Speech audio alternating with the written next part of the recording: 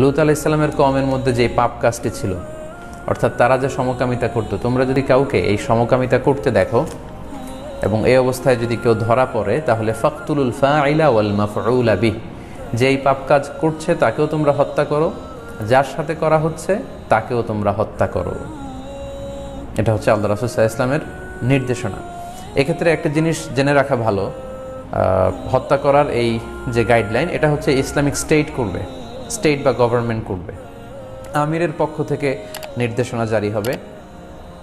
আল খিলাফ আল ইসলামিয়া যখন থাকবে, এই আল খিলাফ আল ইসলামিয়া এই কাজটি করবে। এটা কিন্তু ব্যক্তিগতভাবে ইন্ডিভিজুয়ালি পালন করার কোনো বিষয় নয়। অর্থাৎ আপনি কাউকে দেখলেন যে তারা সমকামিতায় লিপ্ত, আর আপনি ধরেই তাকে হত্যা করতে যাবেন না। It's not your responsibility, it's the total responsibility of the state.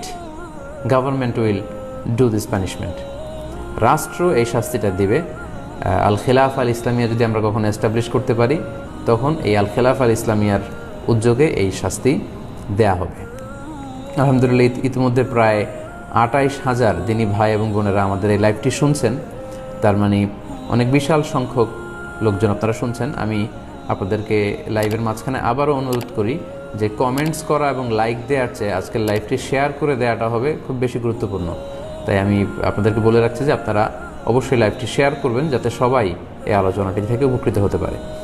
সম্মানিত সুধী, তাহলে এই শাস্তি বিধান জারি করবে স্টেট গভর্নমেন্ট, এটা ব্যক্তিগত পর্যায়ে এই কাজটি করা যাবে না।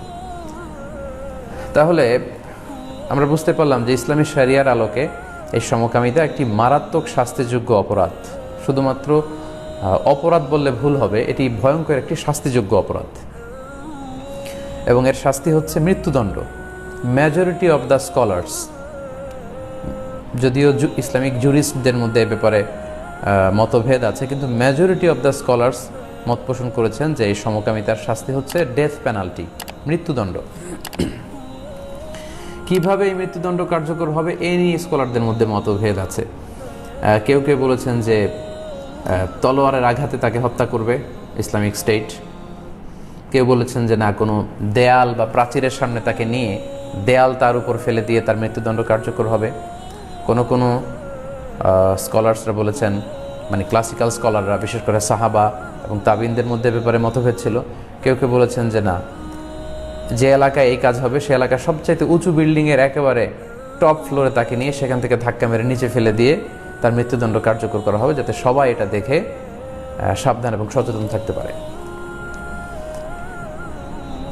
এই শাস্তির ব্যাপারে আমি বলেছি যে ইসলামিক জুরিস্টদের মধ্যে মতভেদ আছে। সেক্ষেত্রে ইমাম শাফিঈ রহিমাহুল্লাহ এবং ইমাম আহমদ ইবনে হাম্বল রহিমাহুল্লাহ, ওনাদের এক মতামত অনুযায়ী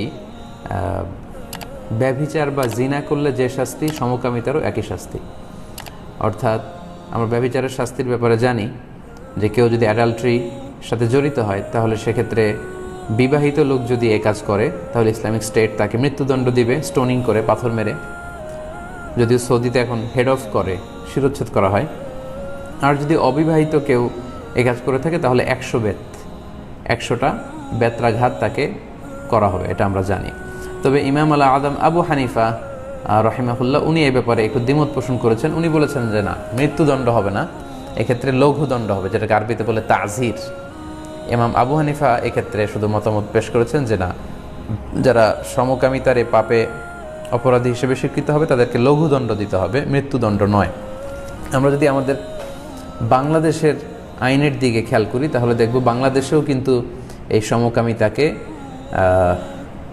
দণ্ড দেওয়ার মতো একটা অপরাধ হিসেবে চিহ্নিত করা হয়েছে। আমাদের বাংলাদেশের দণ্ডবিধির ৩৭৭ নম্বর ধারা অনুযায়ী সমকামিতার সর্বোচ্চ শাস্তি হচ্ছে যাবজ্জীবন কারাদণ্ড। এছাড়াও অন্য যে কোনো মেয়াদের কারাদণ্ড হতে পারে, যেটা সর্বোচ্চ 10 বছর মেয়াদি হতে পারে। এবং একই সঙ্গে আমাদের বাংলাদেশের নিয়ম অনুযায়ী অর্থদণ্ডের বিধানও আছে, কারণ দণ্ডবিধিতে সমকামিতাকে প্রাকৃতিক নিয়ম বিরুদ্ধ যৌনতা হিসেবে চিহ্নিত করা হয়েছে। তাহলে ইসলামিক জুরিস্টদের যে মতামত, সেটা অনুযায়ী আমরা বুঝলাম যে এটা শাস্তিযোগ্য অপরাধ। সম্মানিত দিনী ভাই এবং বোনেরা, আলোচনার এ পর্যায়ে এসে আমরা এতটুকু বুঝতে পারলাম যে লূত আলাইহিস সালামের সময়কালে এই পাপ কাজ শুরু হয়েছিল। এর আগে পৃথিবীতে কেউ এটা করেনি এবং তাদের পাপের কারণে আল্লাহ তাআলা ওই জাতিগোষ্ঠীকে সমূলে ধ্বংস করেছেন, ছিন্ন বিচ্ছিন্ন করে দিয়েছেন, একেবারে তছনছ করে দিয়েছেন পুরো জাতিগোষ্ঠীকে। এবং ইসলামেও এটা হারাম, কবিরা গুনাহ।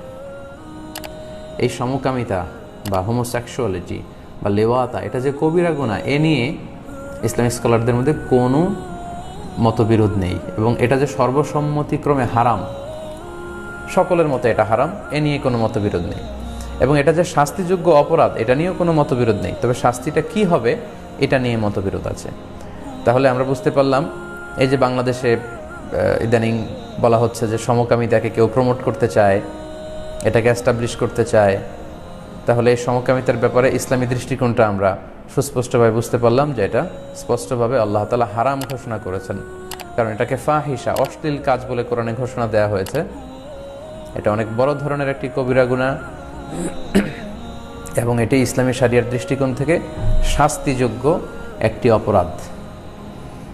আশা করছি আপনারা ইসলামী দৃষ্টিকোণ থেকে সমকামিতার ব্যাপারে আপনারা জানতে পেরেছেন যে ইসলাম বিষয়টিকে কিভাবে দেখে।